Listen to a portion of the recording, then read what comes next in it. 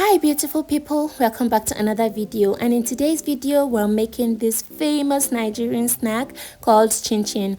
I've known this since I was a kid and till date it's still a very famous snack in all parts of Nigeria.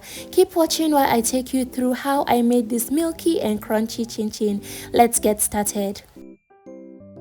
To a bowl, add in 3 cups of sifted flour, a teaspoon of salt and a teaspoon of baking powder. Add half a cup of sugar and half cup of powdered milk for a very milky chin chin. Use a whisk and give it a very good mix. Fam, I really appreciate the love I'm getting from my videos. Thank you all so much for watching and subscribing. I truly appreciate you all. And if you haven't subscribed, please do.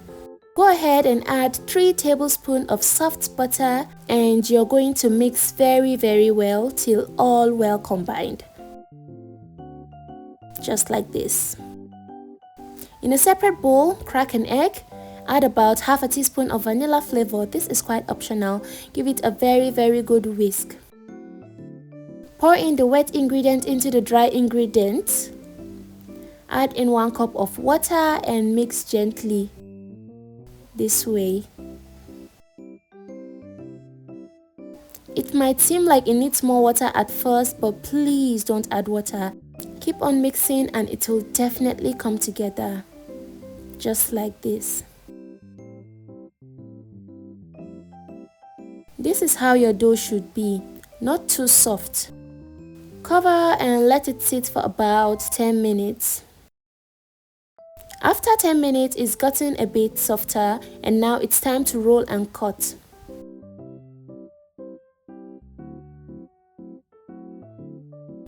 Flour up your work surface. Place your dough. Get your rolling pin and roll flat. Flip and keep rolling till you have about half an inch in thickness.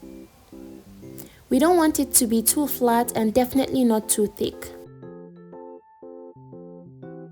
Trim the edges for a finer and neater chin chin. Or you can just cut without trimming. The trimmed part won't be thrown away, it will be re-rolled. Cut into thin and equal sizes gently.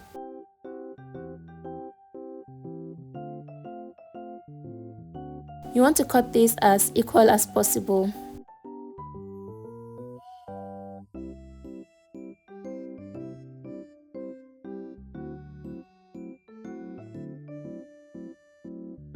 Further, go ahead and cut into smaller sizes like this. You can literally cut your chin chin however you want. You can cut them in big sizes or small sizes. I think I'll make another video of chin chin in different sizes, I don't know.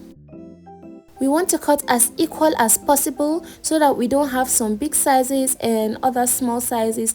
Otherwise, while frying, the small ones will get burnt while the big ones might not be fried yet.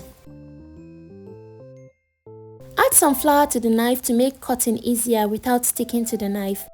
This is my best part of making chin chin. I love cutting it this way, it's actually fun for me. Plus this part is not sped up at all. I'm actually a pro in cutting chin chin. This gives me so much joy, fam. You can sprinkle some flour on this so it doesn't stick together. I added lots of flour while rolling, so I don't need to sprinkle flour. It's not sticky. After cutting, gently transfer into a tray.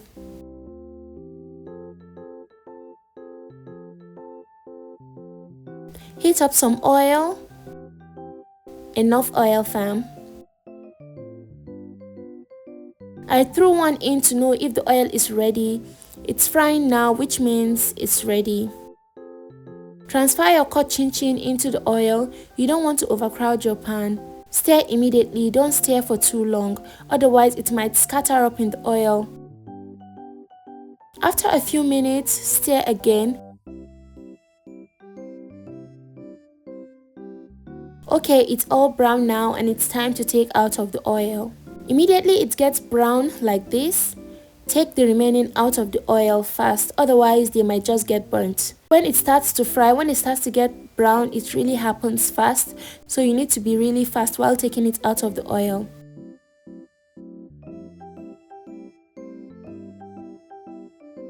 Transfer the remaining into the oil.